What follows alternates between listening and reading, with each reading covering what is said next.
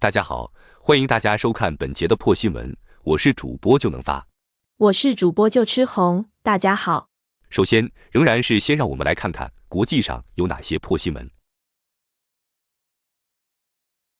中央社5号报道，俄国总统普丁表示愿意跟乌克兰停战，并支持贺锦丽成为美国总统。俄国已经学会了中华人民共和国的战术，想要谁落选就支持谁。想要韩国瑜落选就支持韩国瑜，想要贺锦丽落选就支持贺锦丽。川普稳了，我本来还以为川普需要再挨一枪才能当选地球王，现在看起来已经不需要了。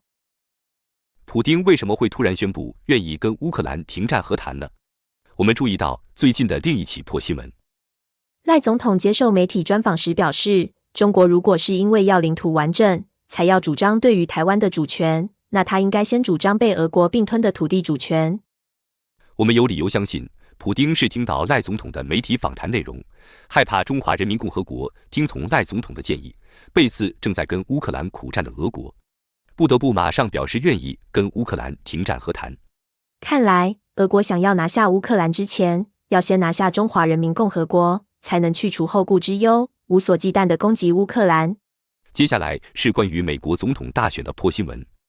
当大家正在静静失智发呆81岁的拜登放弃连任地球王时，才发现拜登退选后接手的贺锦丽更糟糕。贺锦丽在最近一次亲民主党媒体 CNN 特意安排并经过后制剪辑过的访谈节目中，表现异常糟糕，到赞的人数是按赞的2倍以上。就算是拜登来接受访谈，从头到尾发呆不说话，或是从头到尾打瞌睡，都不会有这么糟糕的评价。现在可能更多的民主党支持者会希望拜登回来代表民主党参选了。这些参选人以前的成就或许很惊人，但是我们不知道是什么原因让他们衰败得这么快。也许美国应该把参选年龄降为50岁以下，或许能获得改善。继续出现这种离谱的现象，会让很多人担忧美国的未来。天哪，美国可以停止这些灾难吗？美国人可以阻止彗星撞地球，可以处理火山爆发灾难，可以在独立日击退外星人，但是没办法停止产生糟糕的总统参选人。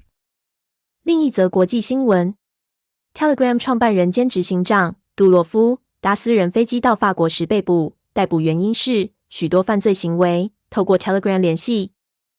这样的逮捕真的非常不合理。照这样说，那如果有人在巴黎公园吸毒被抓到，巴黎市长也应该要被逮捕吗？法国总理也应该要被逮捕吧？台湾 FB 跟油管一堆诈骗广告，执行长才应该被逮捕。可惜的是 ，FB 跟油管执行长不会搭私人飞机来台湾。接下来是体坛的国际新闻。2026年世界杯足球赛资格赛9月5日由中华人民共和国对上日本，最终日本以7-0击败中华人民共和国。日本队实力坚强，甚至打败过德国队，胜败乃兵家常事，输球并不可耻。可耻的是，4月份时竟然有个保时捷女开车撞人乱骂人，还敢将自己老公是足球国手。这种实力等级的国手，为什么能成为嚣张跋扈的本钱？只是一个正常的把足球比分踢成棒球比分的比赛，竟然造成中华人民共和国大崩溃，玻璃心碎满地。还有中华人民共和国的球迷崩溃到发言说：“你踢不赢比赛，你可以踢人啊。”他是哪来的自信，觉得他们的实力可以踢得到人？胜败乃兵家常事，理智检讨，遵守规则，提升运动风气，才是举办体育赛事的目的。一名在香港担任公务员的男子，其妻子在台湾担任公职人员，因而申请依亲居留台湾。台湾移民署表示，必须先辞去香港公务员工作，申请才有机会核可。但这名男子坚持不辞去公务员职务，申请因此被驳。该名男子愤而提出行政诉讼，遭到台北高等行政法院判决败诉。这对夫妻不愿遵守法理，认为个人利益高于法理，高于国家安全规定。其妻将整起事件公开到网络上，痛骂台湾政府乱扣国安帽子，法院是政府开的。此举引起香港政府注意，将该男子停职调查。因为其妻在发文中提到，该男子对台湾移民署说，所有的公务员都被香港政府逼迫签署效忠文件，并非真心自愿签署。透过这份贴文，香港政府理解到这名男子并不想效忠政府。据香港晨报报道，依过往案例做法，该男子将遭到解雇。本台相信他的妻子不敢上网骂香港政府乱扣国安帽子，将他的先生解雇。中华人民共和国政府应该颁发检举奖金给他的妻子。他大义灭亲，在网络论坛帮忙举发了她的老公违反国安法、基本法、公务员守则。另一则国内破新闻，台中一名75岁沈姓妇人，去年被诈骗4次，损失金额超过数百万元。今年再接再厉，想要打破去年的成绩，又再度跑到邮局要汇23万给诈骗集团。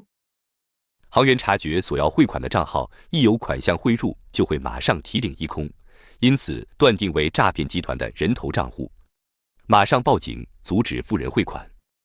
诈骗事件频传，请多关心身边高龄长者，跟他们打好关系，让他们请你吃饭，让他们把钱花在你身上，这样他们就不会有钱被诈骗了，才不会每年都缔造新的记录。接下来是政治新闻。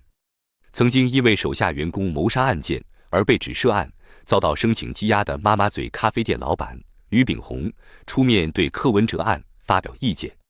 吕炳宏说明了羁押的要件，俗话说得好，久病成良医，被告过之后，比检察官还懂法律。再被告一次之后，说不定就比大法官还懂法律了。不过他应该是被告的还不够，竟然不知道在台湾，政治人物会不会被搜索、被羁押是政治问题，不是法律问题。